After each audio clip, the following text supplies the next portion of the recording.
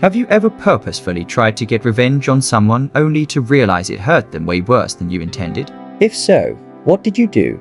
My brother is 7 years older than me. I'm female. He was always way too rough and wild with me. One time when I was 6 and he was 13, we were playing cops and robbers.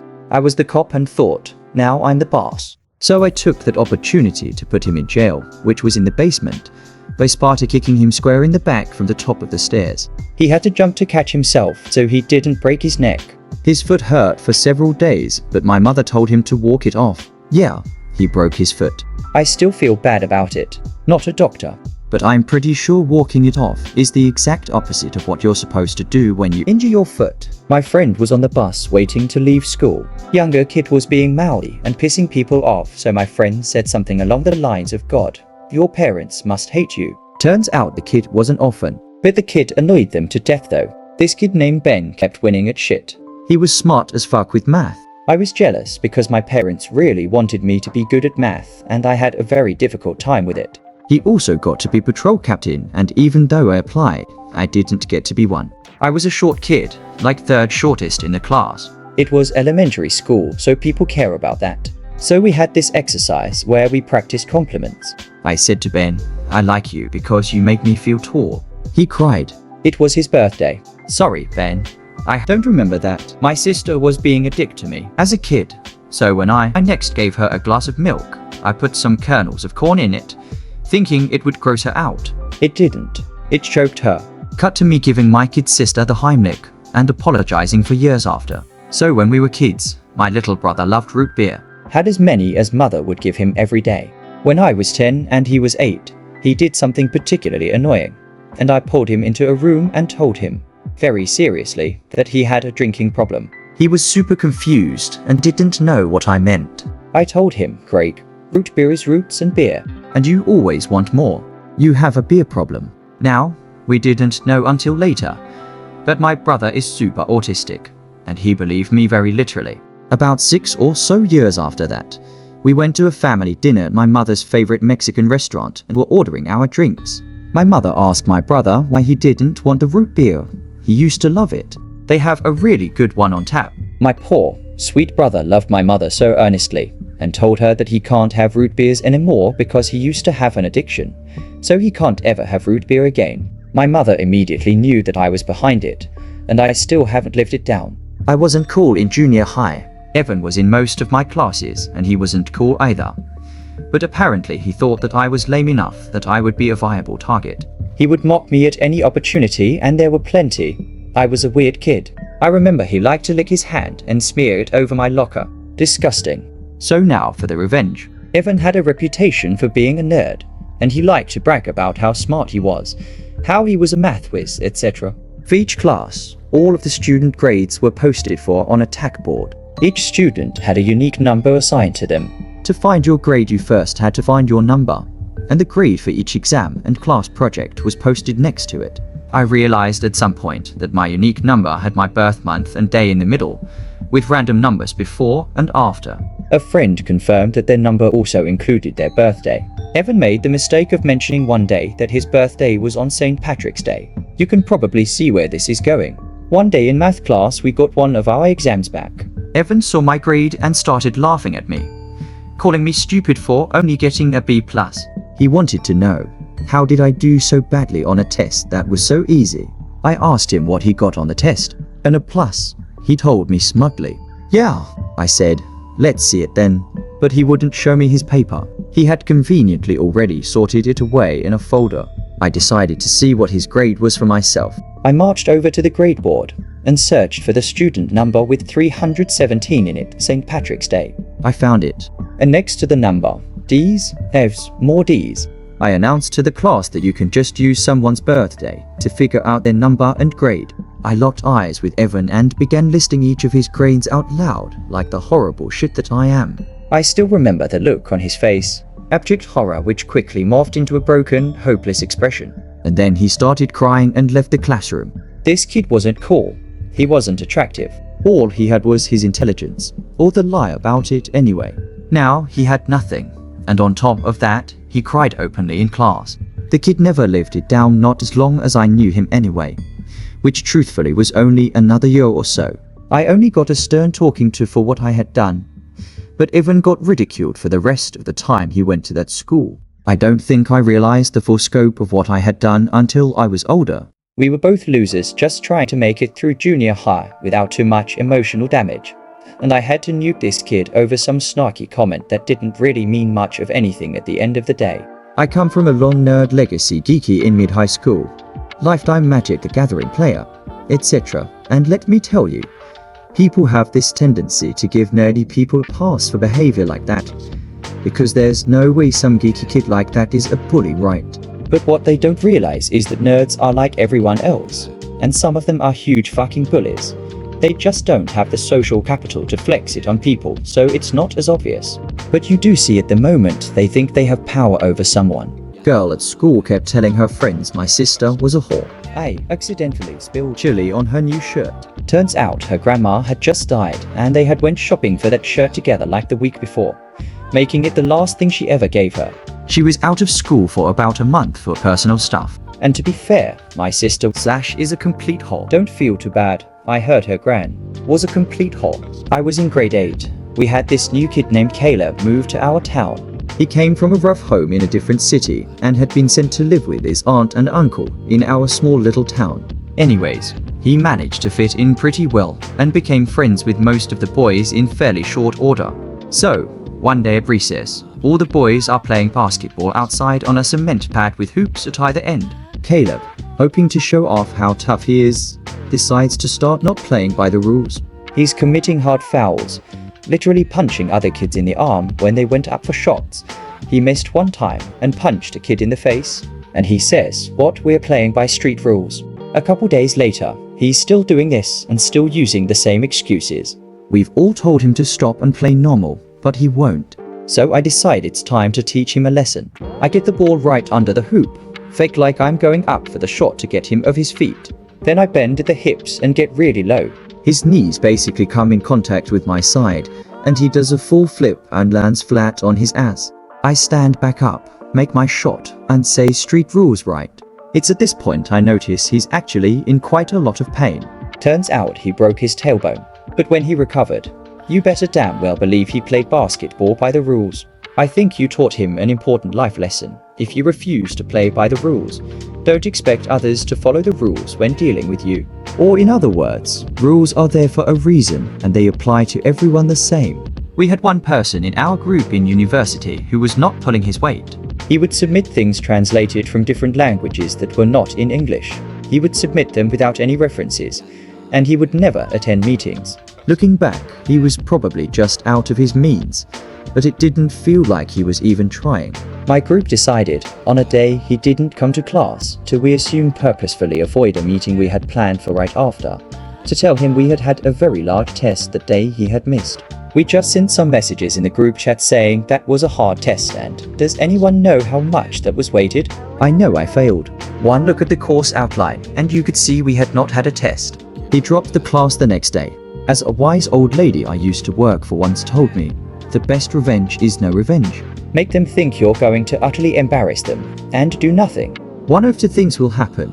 Nothing, or they will have a full-blown panic attack. I used this once on a former friend who tried to coerce my wife into sleeping with him. By the way, my wife wouldn't give this fool the time of day. I let him know I knew and told him I was coming for him. He literally and legitimately had a full-blown mental breakdown. I sat back and did nothing. Part of me feels bad for damaging him psychologically, part of me doesn't. So I don't know how to feel anymore other than relief he is out of my life. A man followed my mum home from her work, a bar about 20 minutes away in foot. He followed her into the house, almost breaking the door, and got his dick out in the living room. I was upstairs at the time, so I only heard.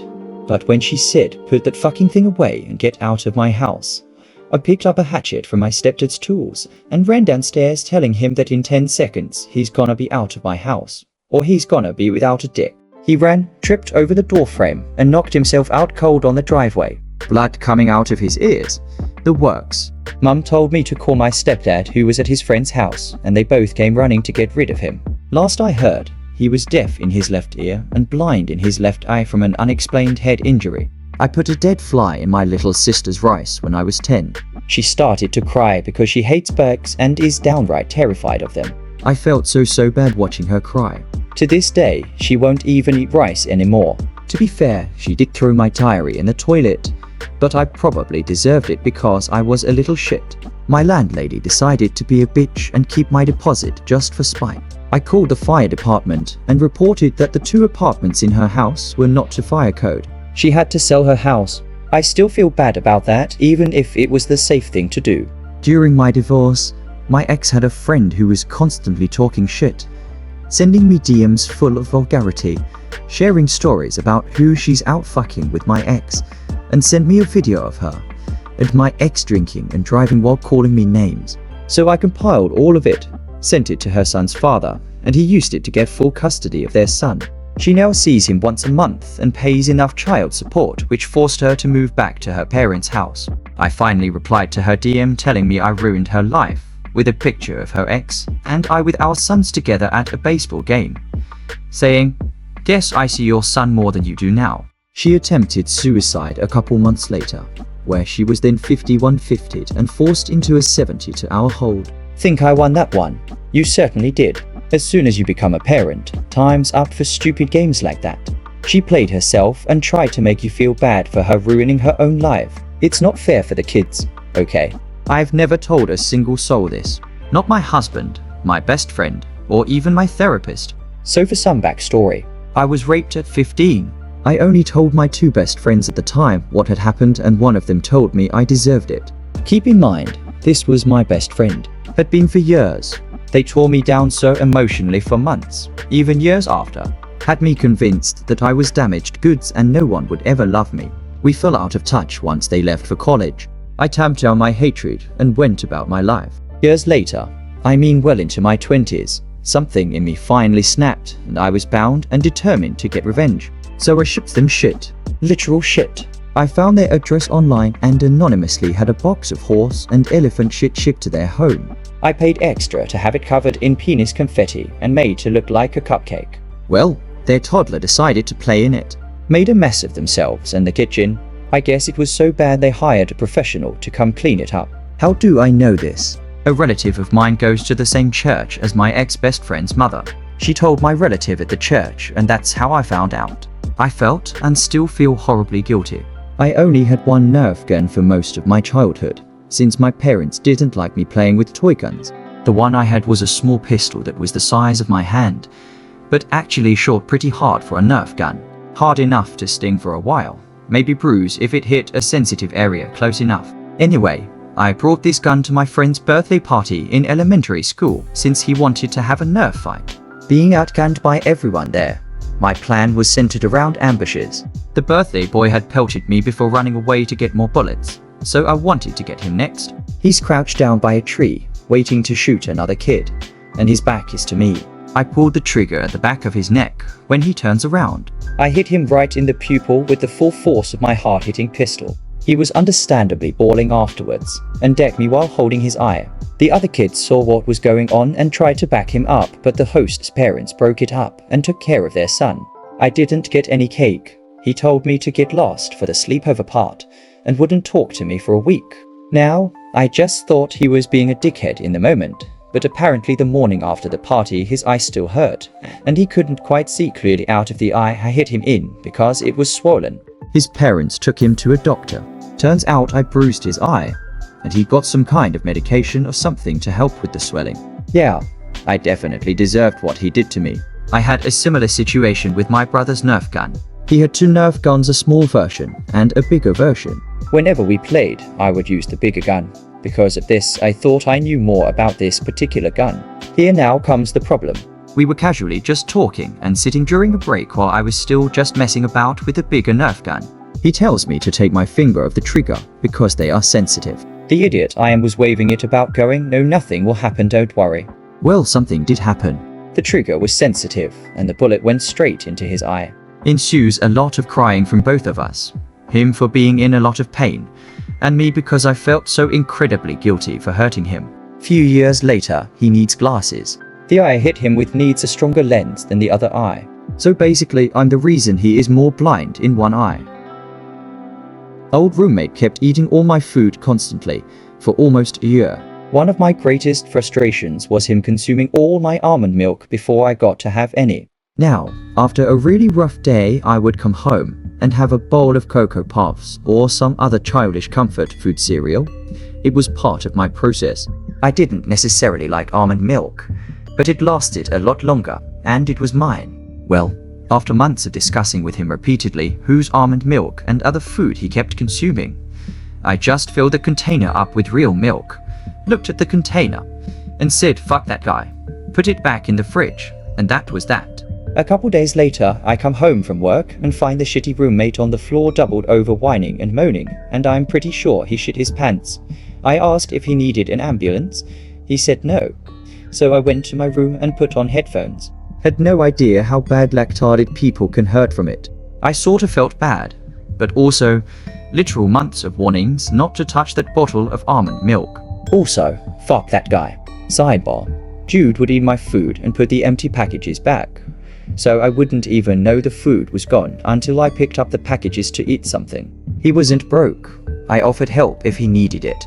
He just didn't want to go to the store, which he told me, mid-discussion about eating my food, while laughing about it. Going to use lactated to describe my friend from now on.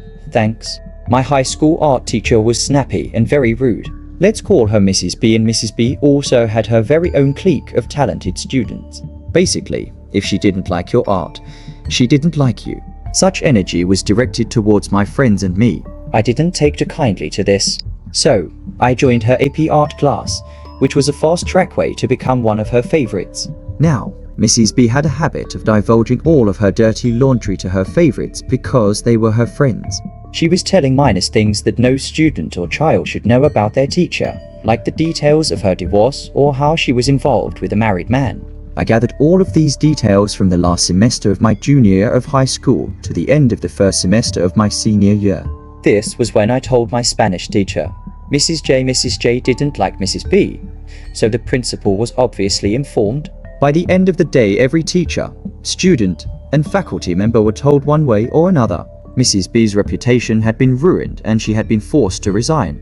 I have no regrets. My high school had a Mrs. B art teacher and a Mrs. G Spanish teacher that didn't like her. And Mrs. B also had a similar situation. If this is not the same school, it's a hell of a coincidence in high school. My best friend lent the school book from me because she wanted to copy the important pages and she couldn't find hers. After that, she told me she gave it back to me and I just lost it somewhere. She definitely did not, since it wasn't her problem. She didn't bother searching with me. Spoiler, I never saw that book again. Fast forward, exams coming up. It's like 3 weeks before, and my dumbass doesn't have a book to learn with. I remembered I was still mad that she lost my book. Under pressure, I took her book out of her backpack and took it home. At first, I just wanted to copy the whole book and give it back without her noticing. Again, spoiler, I did not. We didn't really have a good relationship then, because she would get mad at me for days and talk to me when she didn't understand something, and I was sick of it. To get to the point, she failed the exam. She started asking me about the book 3 days before the test. Apparently, she didn't notice it was missing for 3 whole weeks. Still have mixed feelings about this, and I kinda feel bad because I could have just bought a new one. She was kinda toxic at the end though. Which one of these stories was your favorite? Do you have any of your own revenge stories gone wrong? Let me know down in the comments.